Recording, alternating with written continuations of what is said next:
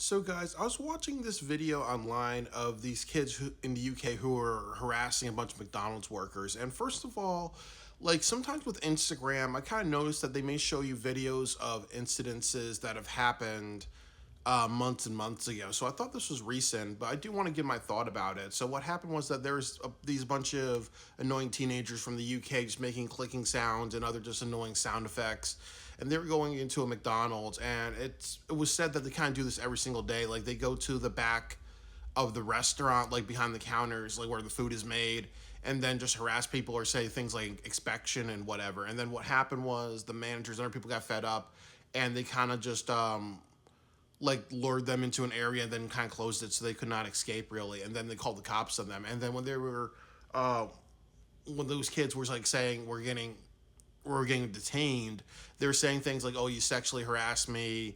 Oh, well, you strangled me," and other things like that. And the police actually let them go, slap on the wrist. I think what somebody said is that the police actually just took their information really. So that's that really. So maybe what could have happened afterwards is that they could have been like, okay, well, now we have your information, you can't come back, because we will take it a little further, and that could be that really, or this could still be going on, or they could be like taking their behavior and harassing another establishment.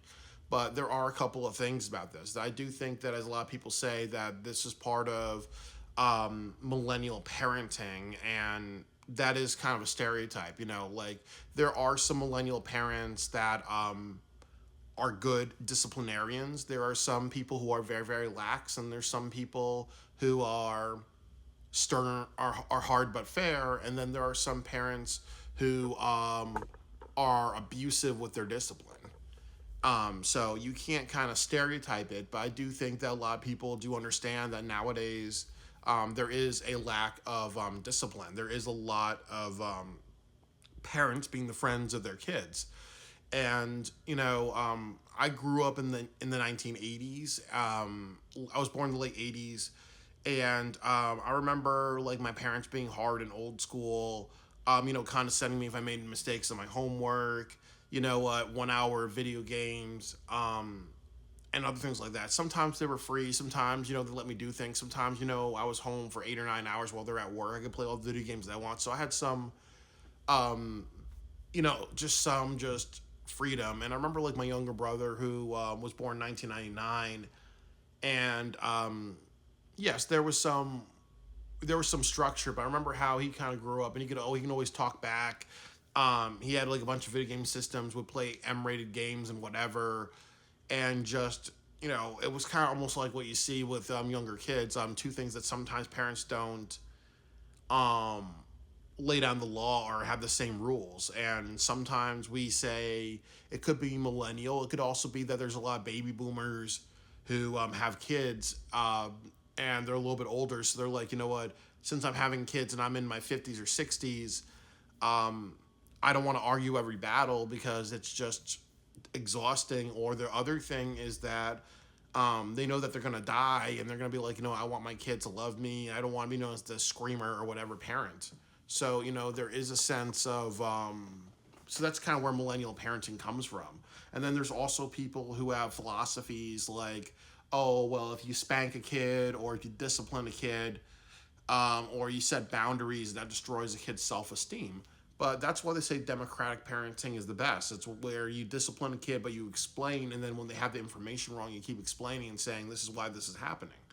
Like, obviously, I do think that these kids, like, if I was their parent, like, I would definitely would ground them and take away their social media and make them do community service. Like maybe like over 100 or 200 300 hours of community service each.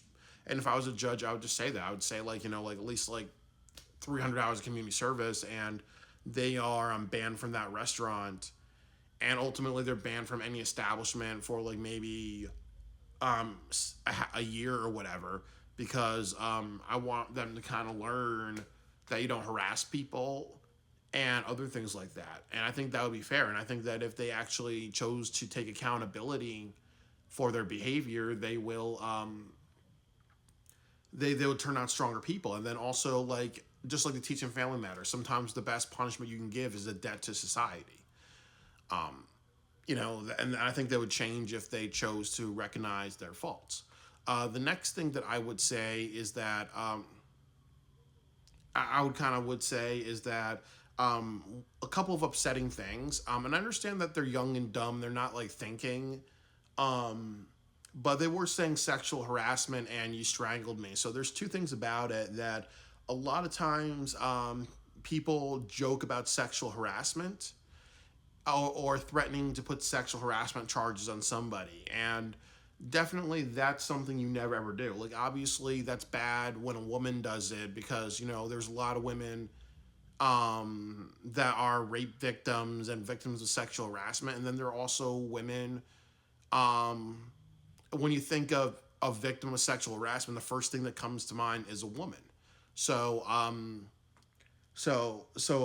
that's always bad when we lie because it creates stereotypes. And then the next thing is that obviously, if a kid saying or a teenager saying that they're being sexually harassed, and even though like there's video footage clearly showing that they're lying about it and they're trying to lie about charges, um, let's say that was not on camera, that could destroy somebody's career. Or what would happen if somebody went to jail and they were labeled as a pedophile and the kids told the right lies because they're like, I'd rather have this guy go to jail than me actually face the consequences for my actions, or people know that I lie about sexual harassment.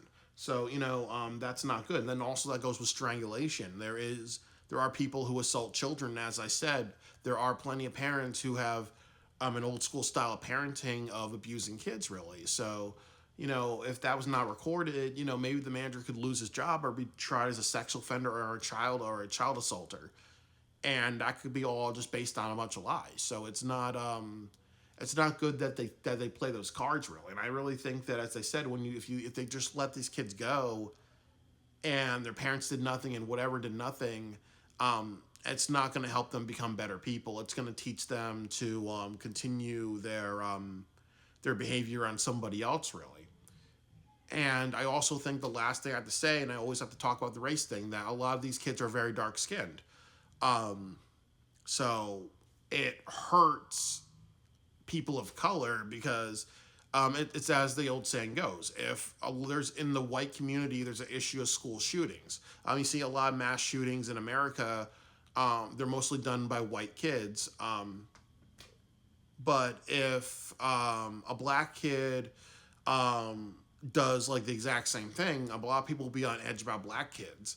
So sometimes when you do videos like this and you're a person of color, you have to understand that you're making all of us look bad because there's still that stereotype of, well, if one bad black person does, if one black person does one bad thing, and it's all over the news, then people are gonna be like, oh well, person of color teenagers, maybe if they're black or they're Middle Eastern, or they're just brown skinned, or people like me who have some African and Native American heritage, people will be like, oh, well, you know what? I'm not going to let you in my restaurant, or you better get out because one hooligan did that. So did that at McDonald's. So I think that speaks for all of you. But if it's a white kid who did that, it would be like, okay, well, it doesn't matter. We understand it's not, one doesn't represent them all. But if it's a person of color, one represents them all. That's unfortunately how the society works. I will. I think it's very unfortunate. If one person does one bad thing, that's one asshole. That's not everybody's an asshole, but I think knowing that we all have to watch our behavior because we do not want a world where we do not want a world where we're making it harder for other people, and I think that these kids don't get that. It's going to be harder for like young kids or teens or people who go by themselves to McDonald's now because of this. It's hard for people of color, teenagers because of this. And then the last thing that I'll say is that if this is happening every single day, the McDonald's company can easily look at it and be like, okay, well, there's something wrong with this restaurant because if this is happening every single day, maybe, and this is the first time they reported it when it got really, really severe. What about those other like weeks and months that this has been happening? We have to fire the staff, and we have to fire the manager and the supervisors because this goes on every single day.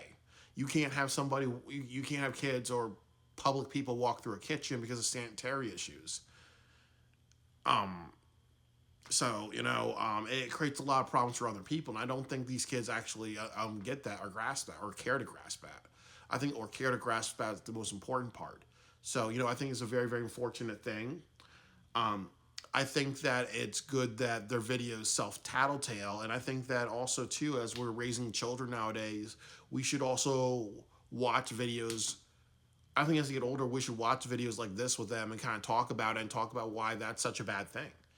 And as I said, if they are able to identify the kids, what would happen if they want to get jobs in a couple of years and then they're associated with videos like this? People can be like, no, I don't want to hire you, even if you did something stupid in that video. So, um, there's a lot of there's a lot of things with this issue, and it's definitely a global issue of maybe people having social media and they feel inspired to use it to capture bad behavior, and then also too, definitely people not being parents, um, and then the other thing is that, as I said, a lack of consequences by police. And I think the last thing is that people saying things like sexual harassment and strangulation and assault when that's not going on, which actually hurts both victims of those crimes and then also people um, who could potentially be getting um, who could be potentially getting charges that are proved false or charges that are proved guilty when they're actually false in the end. So very very concerning world we live in.